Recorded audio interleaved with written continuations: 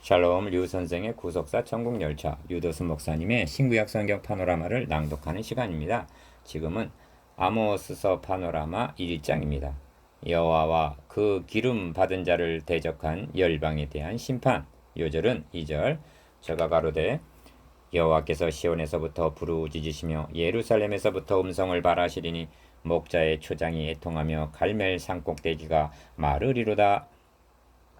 아모스서는 하나님의 선민 이스라엘의 악한 이웃 주변 국가들에게 심판을 선고하는 것으로 시작이 됩니다. 그러므로 1장의 중심점은 도표에서 보시는 바대로 다메섹, 가사, 두록, 에돔, 암몬에 대한 심판입니다. 이는 그 열방들이 하나님의 백성들을 괴롭혔기 때문입니다. 이는 곧 하나님을 대적한 것이요 나아가 이스라엘을 통하여 보내주시려는 그리스도를 대적한 것임을 놓쳐서는 아니 됩니다. 다시 강조합니다만 열방이 심판받게 되는 원인이 궁극적으로는 메시아 왕국을 대적한 죄임을 놓치게 된다면 첫 단추를 잘못 꿰는 것이 되고 맙니다. 9장 11절에서 하나님은 내가 다윗의 무너진 천막을 일으키겠다 하고 말씀하시는데 열방들은 다름 아닌 다윗의 천막을 무너뜨리려 한 것입니다. 이를 시편에서는 어찌하여 열방이 분노하며 민족들이 허사를 경영하는고 세상의 군왕들이 나서며 관원들이 서로 꾀하여 여호와와 그 기름 받은 자를 대적하며 라고 시편 2편 1절에서 2절 말씀하고 있습니다. 그러므로 여호와께서 시온에서 부르짖는다 하고 2절 상반절 말씀하시는 것입니다. 이스라엘에 대하여 받은 몫이라 했으면 1절 북왕국 이스라엘 수도 사마리아에서 부르짖는다고 말씀해야 맞는 것이 아니겠습니까? 그런데 왜 시온인가? 앞에서 인용한 시편 2편은 이렇게 계속되고 있습니다. 하늘에 계신 자가 웃으시며 주께서 저희를 비웃으리로다. 그때 분을 바라며 진노하사 놀래어 이루시기를 내가 나의 왕을 내 거룩한 산 시온에 세웠다 하시리로다 하십니다. 시편 2편 4절에서 6절. 저 열방들은 메시아 왕국을 이루지 못하게 대적하지만 하나님은 저들의 경영을 비웃으시며 기어코 나의 왕 즉 그리스도를 시온에 세울 것이라고 말씀하시는 것입니다. 이를 두 단원으로 나누어 상고하겠습니다. 첫째 단원 1절에서 2절 시온에서 부르짖는 하나님. 둘째 단원 3절에서 15절 열방을 심판하시는 하나님. 첫째 단원 1절에서 2절 시온에서 부르짖으시는 하나님. 유다 왕 우시아의 시대 곧 이스라엘의 왕 요아스의 아들 여로보암의 시대의 지진전 2년에 드고와 목자 왕 아모스가 드고와 목자 중 아모스가 이스라엘에 대하여 묵시 받은 말씀이라. 1절. 첫 절은 시대적인 배경과 말씀하는 통로와 묵시의 대상 등을 말씀해 주고 있습니다. 1. 아모스 선지자가 받은 묵시의 대상은 이스라엘에 대하여 받은 묵시라고 말씀합니다. 2. 그런데 시대적인 배경은 유다 왕 우시아의 시대 곧 이스라엘 왕 여로보암의 시대하고 유다 왕까지 언급하면서 그것도 먼저 언급하고 있음을 주목해야만 합니다. 이렇게 하심은 묵시의 대상은 이스라엘에 대한 묵시라 하여도 구속사의 중심축은 북쪽 이스라엘에 있는 것이 아니라 유다에 있음을 나타내고 있는 것입니다. 3. 누굴 들어서 전하게 하셨는가? 그냥 아모스라 하지 않고 드고와 목자 중 아모스라고 말씀합니다. 기억.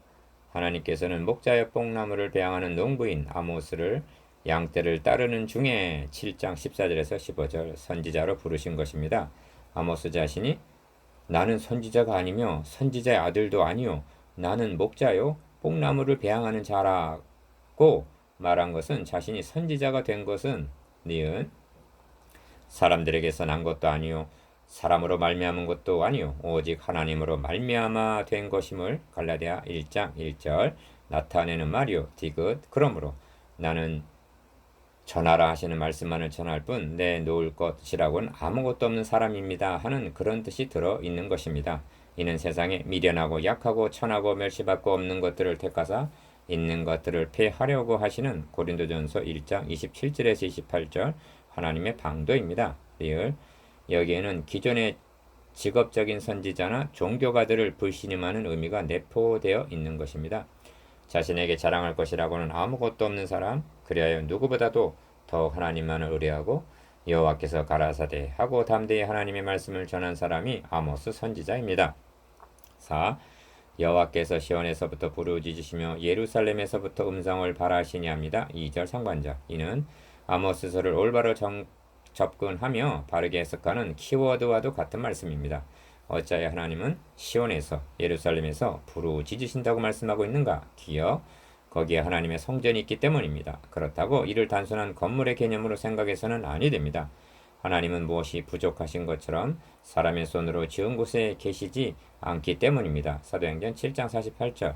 는 이 성전 성막을 지으라 하신 의도가 어디에 있는가? 다시 말하면 성전이 누구의 모형인가? 하는 구속사적인 맥락에서 이해하여야만 아모스서를 바르게 접근하게 되는 것입니다. 5. 다윗은 이스라엘의 구원이 시온에서 나오기를 원하도다 하고 시편 14편 7절 이를 알고 있었습니다. 기억.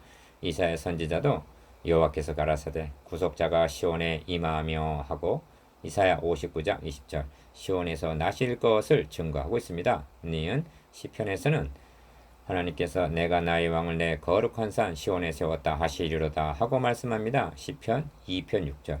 디귿뿐만 아니라 성경의 마지막 책인 계시록에서는 또 내가 보니 보라 어린 양이 시온산에 섰고 그와 함께 14만 4천이 섰는데 하고 말씀합니다. 계시록 14장 1절. 6. 그러므로 시편에서는 터가 높고 아름다워 온 세계가 즐거워하며 큰 왕의 성 곧 북방에 있는 시온산이 그러하도다 하고 시편 48편 2절 찬양하고 있는 것입니다. 그렇습니다. 기억. 시온은 큰 왕의 성이요 온 세계의 중심이요 수도인 셈입니다. 니은 모세는 여호와께서 너희를 기뻐하시고 너희를 택하심은 너희가 다른 민족보다 수요가 많은 연고가 아니라 너희는 모든 민족 중에 가장 적으니라 하고 말씀했습니다. 신명기 7장 7절.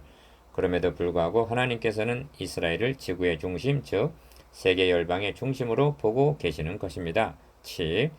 그런데 어찌하여 부르짖는다고 말씀하고 있는가? 기억.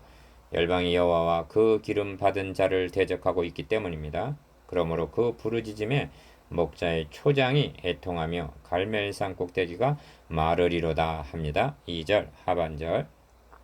이는 이방이 혼화하며 왕국이 동하였더니 저 하나님이 소리를 발하심에 땅이 녹았도다는 시편 46편 6절 그런 의미입니다.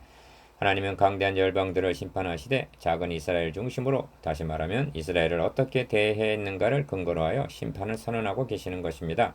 니은 그러므로 이 심판 선언이 1차적으로는 아모스 당시의 열방을 심판하심이라 하여도 온전한 성취는 만왕의 왕 되시는 주님께서 심판주로 재림하실 때 이루어질 말씀인 것입니다. 이 점은 예레미야서에서도 열국에 대하여 선지자 예레미야에게 임한 여호와의 말씀이라 하고 예레미야 46장 1절, 46장에서 51장까지 무려 6장에 걸쳐서 말씀하고 있는 것입니다. 다시 강조합니다만 열방에 대한 궁극적인 심판은 재림주로 말미암아 시행이 될 예언이고 열방이 심판받게 되는 원인은 그리스도를 대적한 죄 때문임을 명심해야만 하는 것입니다. 8. 그러므로 신약에 와서 시온은 시온성과 같은 교회로 적용이 됩니다. 그리하여 이제도 하나님은 시온 교회에 계시며 시온에서 음성을 발하시는 2절 즉 말씀하고 계시는 것입니다. 그러므로 강단에서 말씀이 바르게 선포되고 있느냐 여부는 참 교회와 거짓 교회를 분별하는 표지가 되는 것입니다. 그리고 세계 역사는 교회를 중심축으로 하여 회전하고 있다는 각성이 있어야만 하는 것입니다. 둘째 단은 3절에서 15절 열방을 심판하시는 하나님. 여호와께서 가라사대 다메섹의 서너 가지 죄로 인하여 내가 그 벌을 돌이키지 아니하리니 이는 저희가 철 타작기로 타작하듯 길르앗을 압박하였음이라. 3절 1. 본장에서 거론하고 있는 다메섹, 아람, 가사, 블레셋, 두로, 에돔, 암몬 그리고 2장 1절에서 말씀하는 모압은 이스라엘의 이웃 나라들입니다. 그런데 이들이 하나님의 백성들을 대적했던 것입니다. 하나님은 말씀합니다. 내가 내 백성 이스라엘에게 산업으로 준 산업을 다치는 나의 모든 악한 이웃에게 대하여 나 여호와가 이같이 말하노라. 보라 내가 그들을 땅에서 뽑아 버리겠고 유다 집은 그들 중에서 뽑아 내리라. 예레미야 12장 14절. 에스겔서에서는 그들을 가리켜 사면에 있는 찌르는 가시와 아프게 하는 가시라고 말씀합니다. 에스겔서 28장 24절. 하나님께서는 그들을 이스라엘의 악한 이웃이라 말씀하는 것이 아니라 나의 모든 악한 이웃이라고 말씀하고 있음을 주목하시기를 바랍니다. 이는 바울에게 너가 어찌하여 나 교회를 핍박하느냐 하신 사도행전 9장 4절의 말씀과 상통합니다. 그러므로 저들에 대한 경고를 한결같이 여호와께서 가라사대 하고 3절, 6절, 9절, 11절, 13절, 2장 1절 시작하고 있는 것입니다. 제일 먼저 다메섹을 언급하십니다. 이 다메섹은 이스라엘의 북방에 있는 아람의 수도입니다. 그리고 서너 가지 죄란 우리들의 용례대로 말하면 제3, 제사 즉 거듭 죄를 범했다는 뜻입니다. 그렇다면 다메섹에 두드러진 죄악은 무엇인가? 3. 이는 저희가 철 타작기로 타작하듯 길르앗을 압박하였다고 말씀합니다. 3절 하반절. 이에 대한 기록이 열왕기에 나오는데 엘리사 선지자가 하사엘을 쏘아보다가 울었다고 말씀합니다. 왜냐하면 그가 아람 왕이 되어 너가 이스라엘 자손에게 행할 모든 악을 내가 알미라. 너가 저희 성에 불을 놓으며 장정을 칼로 죽이며 어린아이를 메어 치며 아이벤 부녀를 가를 것을 열왕기하 8장 12절, 10장 32절 내다보았기 때문입니다. 하나님은 그가 행한 대로 보응하시려는 것입니다. 4. 내가 하사엘의 집에 불을 보내리니 베네닷의 궁궐들을 사르리라 하십니다. 4절 5절에 보면 홀 잡은 자를 끊으리니 아람 백성이 사로잡혀 길에 이르리라 하십니다. 이 예언은 문자적으로 응하여 아수르 왕이 곧 올라와서 다메섹을 쳐서 취하여 그 백성을 사로잡아 길로 옮기고 또 르신을 죽였더라 합니다. 열왕기하 16장 9절 궁궐들을 사르리라. 홀 잡은 자를 끊겠다는 것은 백성의 지도자 곧 왕을 심판하시겠다는 말씀임을 유념할 필요가 있습니다. 어느 때나 하나님은 지도자들에게 더 중한 책임을 물으시는 것입니다. 5. 가사 여호와께서 가라사대 가사의 서너 가지 죄로 인하여 내가 그 벌을 돌이키지 아니하리니 하십니다. 6절 상반절 가사는 이스라엘 서방에 있는 블레셋의 5도시 중 하나입니다. 그렇다면 가사의 두드러진 죄악은 무엇인가? 기억 이는 저희가 모든 사로잡은 자를 끌어 에돔에 붙였습니다 하십니다. 6절 하반절 그들은 유다를 침공하여 사로잡아간 포로들 참고 역대하 21장 17절 그러한 사로잡은 포로들을 야곱의 자손들이라면 철천지 원수를 여기고 있는 에서의 후손 에돔에게 넘겨주었던 것입니다. 니은 그러므로 궁궐들을 사르리라 홀 잡은 자를 끊겠다 하고 7절에서 8절 그 우두머리를 심판하실 것을 말씀하십니다. 이는 주 여호와의 말씀이니라. 6. 두로 여호와께서 가라사대 두로의 서너 가지 죄로 인하여 내가 그 벌을 돌이키지 아니하리니 하십니다. 9절 상반절 두로도 이스라엘의 서방에 있는 나라입니다. 그렇다면 그들의 두드러진 죄악은 무엇인가? 기억 이는 저희가 그 형제의 계약을 기억지 아니하고 모든 사로잡은 자를 에돔에 붙였음이니라 하십니다. 9절 하반절 계약을 기억지 않았다는 말은 솔로몬 왕 당시 성전을 건축할 때 두로 왕 히람이 협력했던 열왕기상 9장 10절에서 14절 그런 사실을 가리키는 것으로 여겨집니다. 니은 그런데 이러한 우호 관계를 생각지 아니하고 모든 사로잡은 자를 에돔에 붙였다는 것입니다. 이는 단순히 넘겼다는 말이 아니라 노예로 팔아버렸다는 그런 뜻입니다. 블레셋이나 두로는 하나님 백성들을 원수의 나라 에돔의 노예로 팔아버린 것입니다. 그래서 그 벌을 돌이키지 아니하시고 궁궐들을 사르리라 하시는 것입니다. 7. 에돔 여호와께서 가라사대 에돔의 서너 가지 죄로 인하여 내가 그 벌을 돌이키지 아니하리니 하십니다. 11절 상반절 에돔은 이스라엘의 남방에 있는 에서의 후예들입니다. 그렇다면 그들의 죄악은 무엇인가? 기억 이는 저가 칼로 그 형제를 쫓아가며 긍휼을 버리며 노가 항상 맹렬하며 분을 끝없이 품었음이라 합니다. 11절 하반절 에돔 족속은 그의 조상 에서가 익숙한 사냥꾼이라 함과 같이 창세기 25장 27절 호전적이면서 포악한 족속이었습니다. 모태로부터 시작된 에서와 야곱 간의 싸움은 자손 대대로 계속되었으며 지금까지도 계속되고 있는 것입니다. 니은 이를 단순한 형제 간의 불화로 여겨서는 아니 됩니다. 여자의 후손과 뱀의 후손 간의 창세기 3장 15절 적대감이라는 연장선상으로 보아야만 하는 것입니다. 야곱은 택하심을 받아 언약 백성이 되었으나 에서는 유기를 당함으로 대적자가 되고 만 것입니다. 오바댜서에서는 너가 너희 형제 야곱에게 행한 포악을 인하여 수욕을 입고 영원히 멸절되리라 하십니다. 오바댜 1장 10절. 시편에서는 여호와여 예루살렘이 해봤던 날을 기억하시고 에돔 자손을 치소서.